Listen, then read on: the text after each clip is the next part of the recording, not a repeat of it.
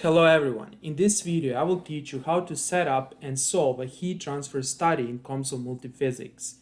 This heat transfer study will model heat transfer between a solid and its surroundings. Before I start, I have to mention the following. It took me a significant amount of time to plan and create this video. Consequently, if you find this video helpful and useful for your project or for your COMSOL study, please press the like and subscribe buttons. Thank you very much. For simplicity, we assume that our solid is the cylinder shown over here, and we assume that the temperature of the surrounding is equal to T ambient. Next, we assume that the initial temperature of the cylinder is equal to 500 kelvins. Moreover, we will assume two boundary conditions.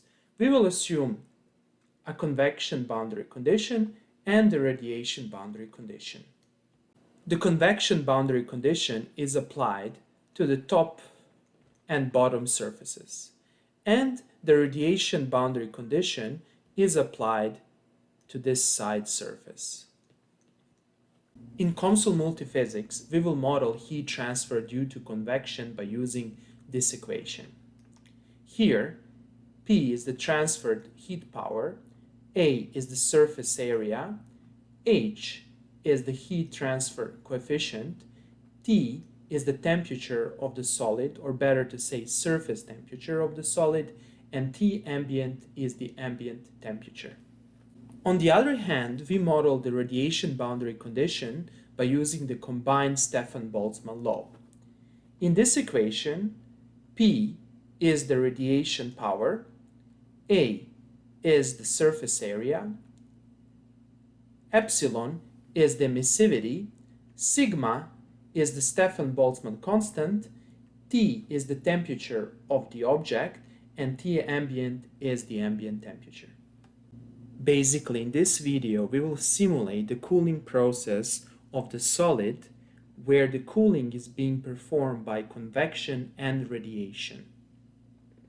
Here is the result of our simulation.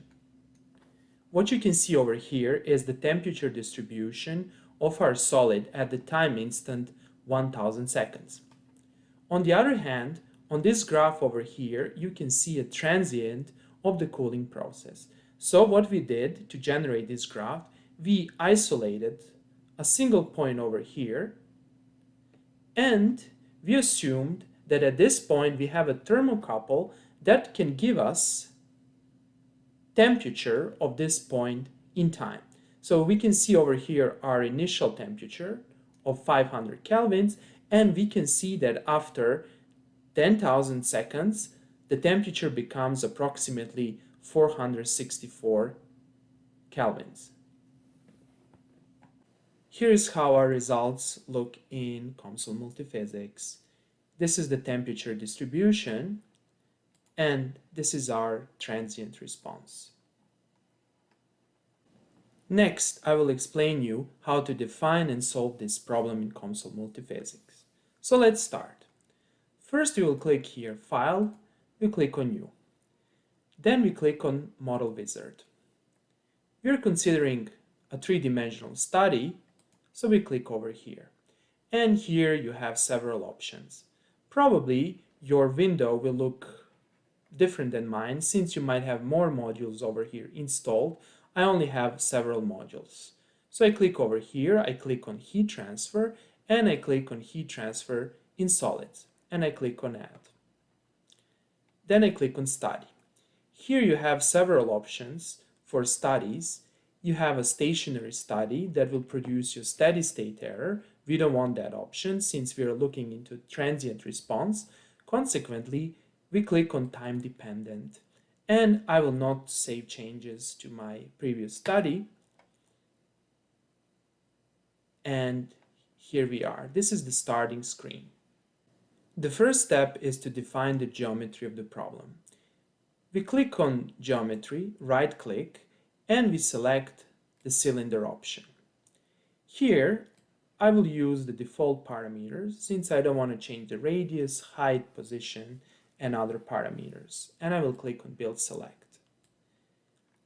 Okay, this is our geometry. The next step is to add a point that will be used to visualize the transient response. So again, I click here, right click on Geometry, and then here under the option More Primitives, I can find the option Point. I click over here, and since my point is at the top surface and the coordinates of the top surface points are z equal to 1, here I will select z equal to 1 and I will leave 0, 0, so the coordinates will be centered over here. And I click on Build Select. Here's my point. The next step is to assign a material to our object. So I do a right click on Materials and I click Add Material from Library. Here I click on Built-in and I will select iron. I double clicked on iron and over here I can see material properties. I can see the heat capacity at constant pressure, density and thermal conductivity. These three parameters are necessary to define a heat equation that governs the transient behavior of the cooling process. The next step is to define initial and boundary conditions. In order to define the initial condition, I will click here on initial values 1 and over here I will specify my initial temperature. The initial temperature is equal to 500 Kelvin. The next step is to define the radiation and convection boundary conditions. To define the radiation boundary condition, I click on Heat Transfer in Solids, I do the right click, and then over here under the Heat Sources, I select Surface to Ambient Radiation. First, I need to specify my surface emissivity. I change this option, I select User Defined, and I will choose 0.1. The ambient temperature will be equal to the default option. That is, it will be equal to 293.15 Kelvin. I will not change that. The next step is to select my boundaries. I select these boundaries, the side boundaries of the cylinder, and that's it. I define my radiation boundary condition. Next, we define the convection boundary condition. We do the right click on Heat Transfer in Solids, and over here we select the heat flux. We click on Convective Heat Flux, and we select the heat transfer coefficient. I will choose the value of 50. Then you have several other options such as external temperature. This is our basically ambient temperature. Look at this equation. Basically, if the ambient temperature is larger than the surface temperature, then we receive energy.